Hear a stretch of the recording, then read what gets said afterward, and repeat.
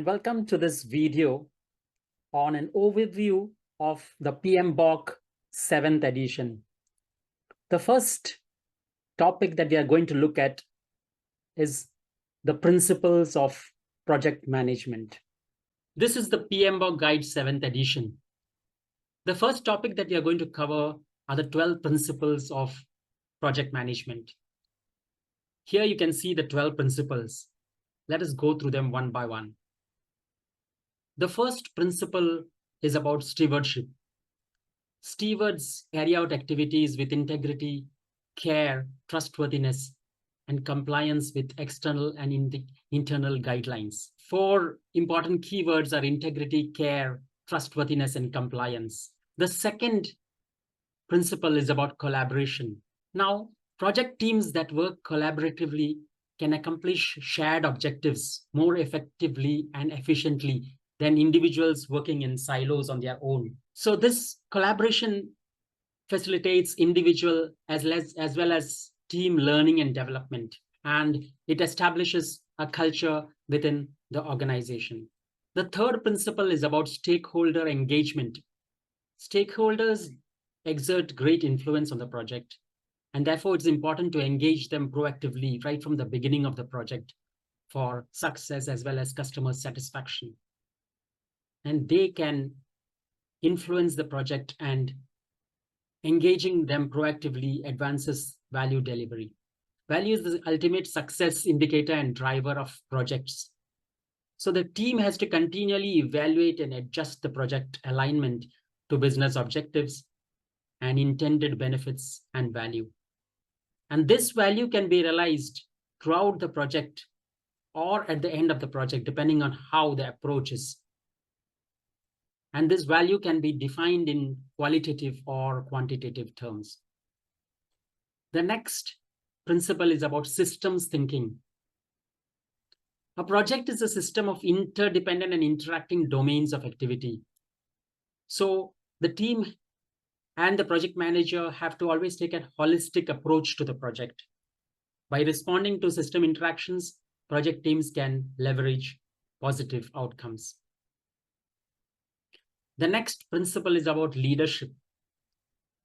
Effective leadership promotes project success and contributes to positive project outcomes.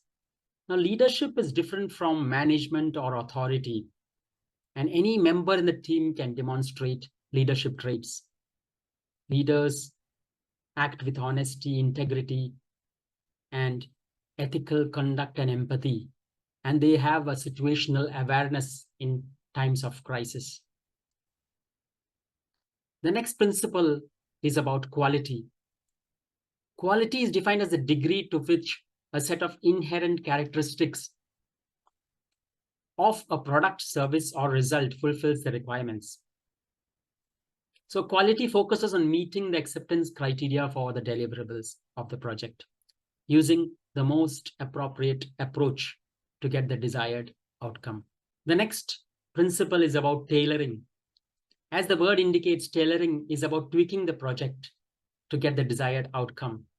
Now, each project is unique, and so project success is achieved by adapting to this unique context of the project and using the most appropriate approach.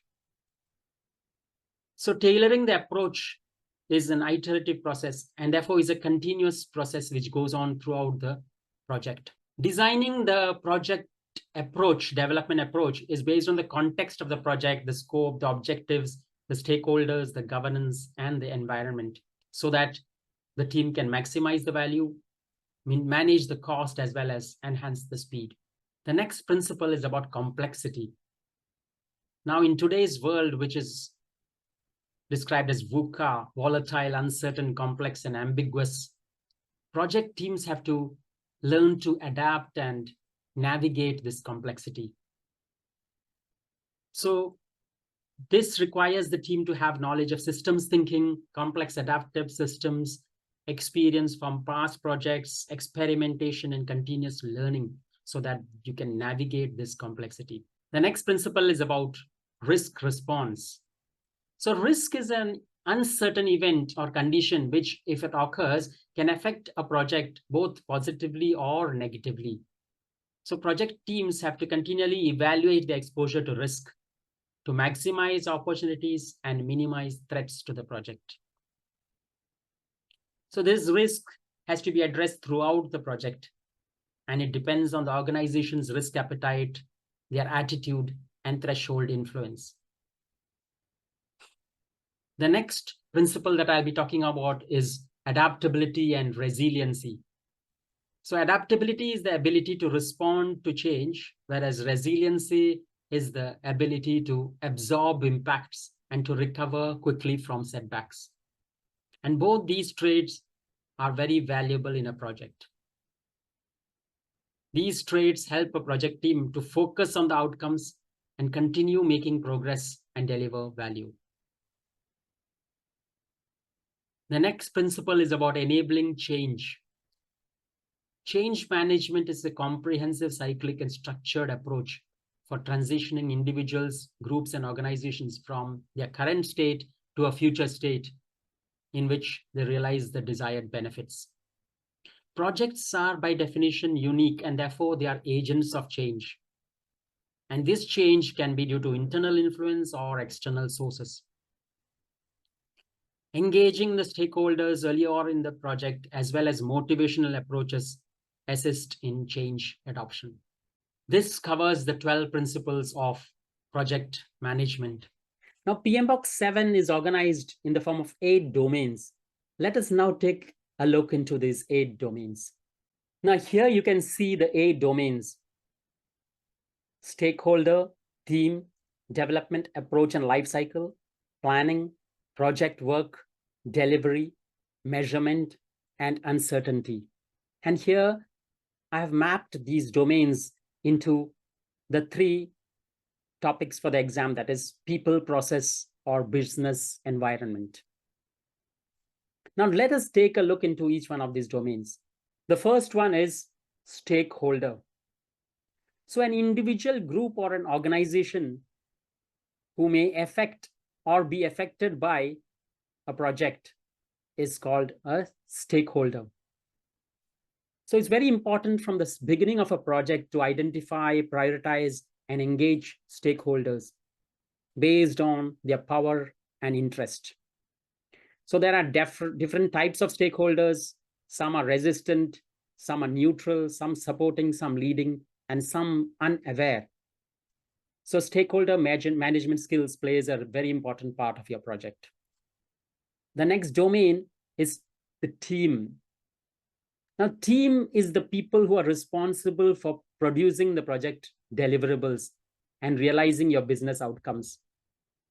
So a team has a sense of shared ownership. A particular user story does not belong to just one development team member. It belongs to the whole team.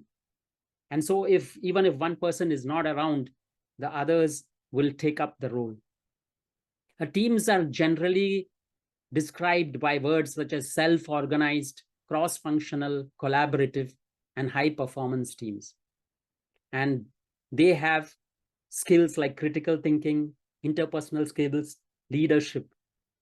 We will also learn about team dynamics in this domain. Next, we come to the development approach and life cycle of a project.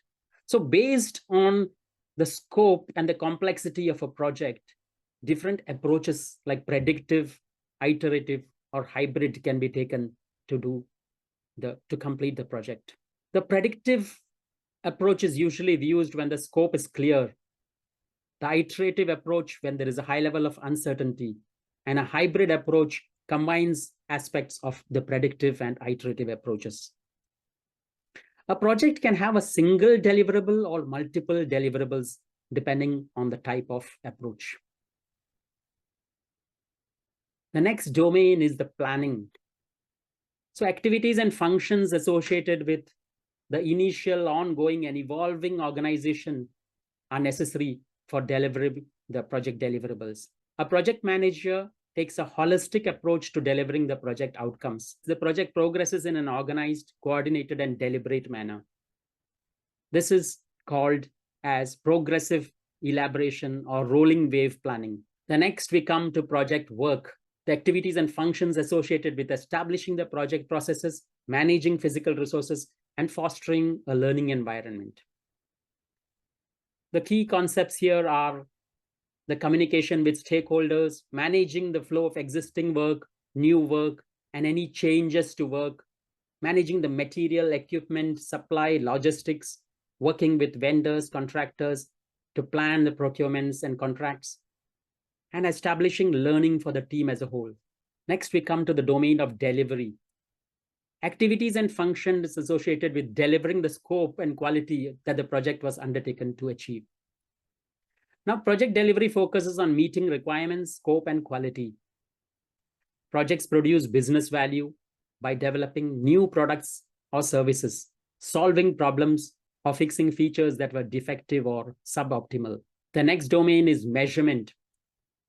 So to assess project performance, we have certain metrics, and measurement of these metrics keeps the project on track. It leads to an understanding of the project status. And also, a project manager can have actionable data to facilitate easy decision making. Some of these are called information radiators, like a velocity chart or a Kanban board. And these are used to track the project performance and keep it on track. The next domain is uncertainty. Uncertainty is talking about risk management. Awareness of the environment in which projects occur include technical, social, political, market, and economic conditions. A project manager has to proactively explore and respond to uncertainty. The project manager and his team have to anticipate threats and opportunities and understand the consequences of issues. So to summarize, we have covered an overview of Pmbok7, which includes the principles of project management and the 8 domains of Pmbok7. I hope you now have an overview of the Pmbok7. If you like this video, please click like and subscribe. Thank you very much.